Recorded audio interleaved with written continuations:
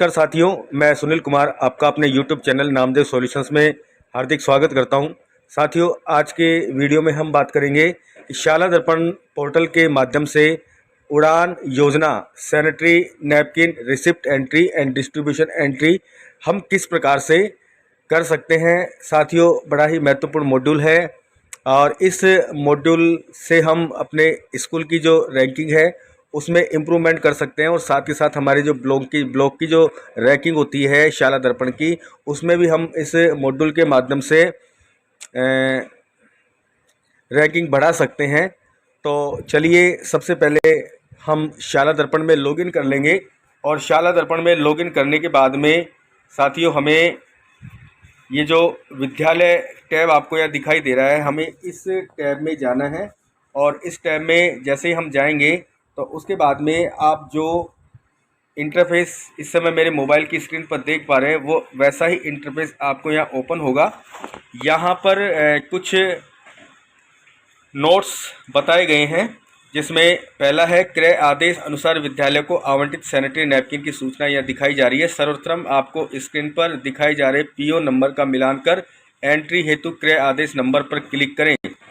दिखाए गए क्रय आदेश नंबर एवं विद्यालय में फर्म के आपूर्ति डिलीवरी चालान से क्रय आदेश नंबर का मिलान करें और जिस क्रय आदेश के एवज में आप सैनिटरी नैपकिन की प्राप्ति दिखाना चाहते हैं उन प्राप्त सैनिटरी नैपकिन की संख्या एवं दिनांक का इंद्राज कर डाटा सेव करें। यहाँ पर आपको सैनिटरी नैपकिन की संख्या की एंट्री करनी है, ना कि पैकेट्स की संख्या की। इस बात का अवश्य ध्यान रखें साथियों। पैकेट्स में जितनी नैपकिन की संख्या है हमें उस संख्या की यहाँ एंट्री करनी है, ना कि पैकेट की एंट्री करनी है। इसका विशेष ध्यान रखें। जिस क्रय आदेश की प्राप्ति की एंट्री का इंद्राज आप शाला दर्पण पर करना चाहते हैं उसका वेरिफिकेशन जब तक सीबीओ कार्यालय द्वारा ई-ओएसडी पोर्टल पर नहीं किया जाता तब तक आप प्राप्ति शाला दर्पण पर सेव नहीं कर सकते। बड़ा ही महत्वपूर्ण बिंदु है। ई-ओएसडी पोर्टल पर सबसे पहले सीबीओ कार्यालय द्वारा वेरिफिकेशन किया जाएगा और उसके बाद ही आपको यहाँ पर वो संख्या है वो शो होगी। तो अभी मैं आपको नीचे बता दूंगा। जब तक संबंधित विद्यालय शाला दर्पण पर प्राप्ति का इंद्राज नहीं कर देता है तब तक बालिकाओं को ऑनलाइन सैनिटरी नैपकिन का वितरण प्रारंभ नहीं कर सकता है। अतः पहले प्राप्ति की एंट्री सुनिश्चित करें। एक बार संपूर्ण एंट्री कर सेव करने के पश्चात आप इसमें कोई बदलाव नहीं कर पाएंगे। अतः आश्वस्त होने के बाद ही एंट्री सेव करना सुनिश्चित करें। तो साथियों, ये राज्य सरकार की फ्लैगशिप जो योजनाएं हैं उसके अंतर्गत ये योजना आती है और विभाग का इसके ऊपर बड़ा ही ध्यान रहता है। तो कोशिश यही करें हम कि समय पर इस मॉड्यूल की जो समस्त जो एंट्रियां हैं उसे हम समय पर पूर्ण करें, ताकि हमारे यहाँ कोई पेंडेंसी ऑनलाइन आपकी शो दिखाई नहीं दे। तो बात करते हैं कि इस तरह से आपके पास एक टैब दिखाई देगा जिसमें ई-ओएसडी आईडी आपको यहाँ पर दिख जाएगी। ये ई-ओएसडी आईडी और delivery schedule number, PO order number और पीओ ऑर्डर डेट और order quantity in napkins, supplier name आपको यहाँ दिख जाएगा और उसके बाद में PO order verification status by CBO और total received quantity in napkins.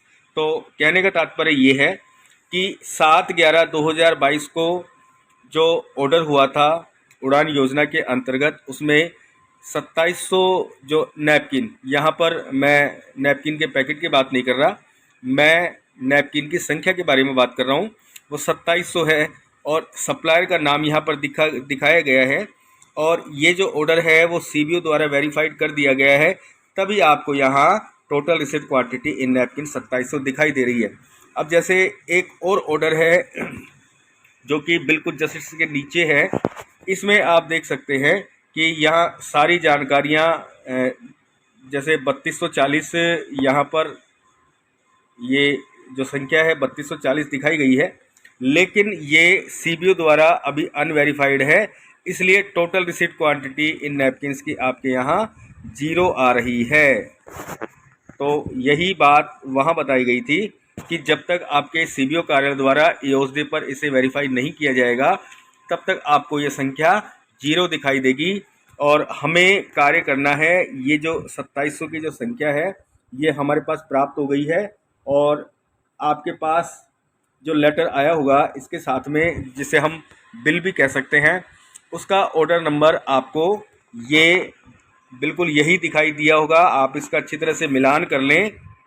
तो इस प्रकार से आपको ये सारी जो जानकारी है वो आपको यहाँ पर दिखाई दी जाएगी।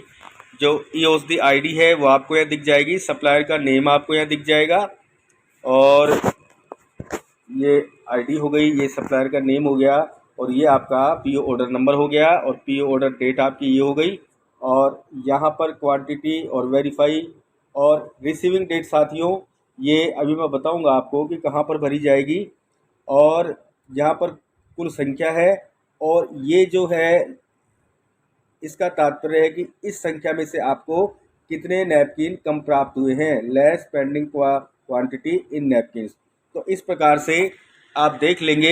ये तो हो गई आपकी रिसिप्ट डिटेल। अब इसे हम डिस्ट्रीब्यूट कहाँ पर करेंगे उसके बारे में भी मैं इस वीडियो में आपको आगे बताने जा रहा हूँ। साथियों, मेरे चैनल पर यदि पहली बार आए हैं तो मैं आपसे गुजारिश करूँगा कि मेरे चैनल को सब्सक्राइब करें, और यदि आपको वीडियो पसंद आता है तो लाइक करें, और प्लीज़ मेरे वीडियोस को शेयर करें, और बेल बटन ज़रूर क्लिक करें ताकि आपको जब भी मैं नया कोई वीडियो डालूं तो उसका नोटिफिकेशन आपको मिल जाए और आप अपडेट हो जाए। मेरा पूरा प्रयास रहता है कि जब भी कोई नया अपडेट आता है तो मैं उस संबंध में वीडियो अपने चैनल के माध्यम से आप लोगों के साथ शेयर करता हूं। तो चलिए आगे चलते हैं और देखते हैं हम इसे डिस्ट्रीब्यूट कहां पर कर सकते हैं। तो डिस्ट्रीब्यूट करने के लिए साथियों हमें उसी टैब पर वापस जाना होगा, विद्यालय टैब पर। और विद्यालय टैब पर जैसे आप जाएंगे तो आपको यहाँ पर ये एक मॉड्यूल दिखाई देगा, उड़ान नैपकिन डिस्ट्रीब्यूशन एंट्री।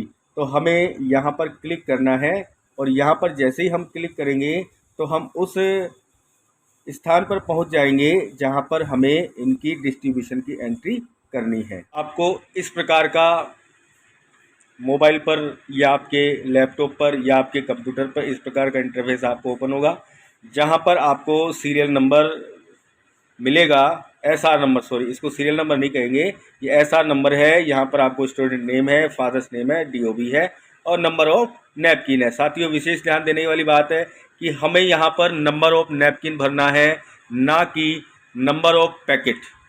पैकेट की संख्या नहीं भरनी है। हमें यहाँ पर जिस संख्या में नैपकिन वितरित किए हैं वो संख्या हमें यहाँ पर भरनी है। तो जैसे ही आप यहाँ पर क्लिक करेंगे तो ये जो सारे जो चेक बॉक्स है ये एक्टिव हो जाएंगे, और जब ये एक्टिव हो जाएंगे तो आप यहाँ पर जो संख्या है, जो भी आपके वितरण रजिस्टर के अनुसार आपकी जो संख्या है उसे आप यहाँ पर भर देंगे, और भरने के बाद सेव कर देंगे। और सेव करने के बाद आप फिर से नई क्लास में, अगली क्लास में चले जाएंगे। जैसे अभी हमने 8वीं भरी है, उसके बाद हमें 10वीं भर देनी है, और उसके बाद हमें 12वीं भर देनी है। बस आपका काम पूरा है। फिर उसके बाद जब भी आप दोबारा आप जब इसे डिस्ट्रीब्यूट करें तो आप पुनः इसमें आप वापस आप रिसीविंग डेट है जो उसमें आप डालें, और उसके बाद आप इसमें फिर से आप इसे भरें। तो जब तक आपके पास जो नैपकिन की संख्या है वो 0 नहीं हो जाती है तब तक आप बच्चों को नैपकिन वितरित कर सकते हैं। चाहे तो आप एक साथ भी वितरित कर सकते हैं, या चाहे तो आप आवश्यकता अनुसार वितरित कर सकते हैं। तो आज के वीडियो में इतना ही। मिलते हैं अगले वीडियो में एक नई जानकारी के साथ। तब तक बने रहें मेरे चैनल पर। जय हिंद, जय भारत।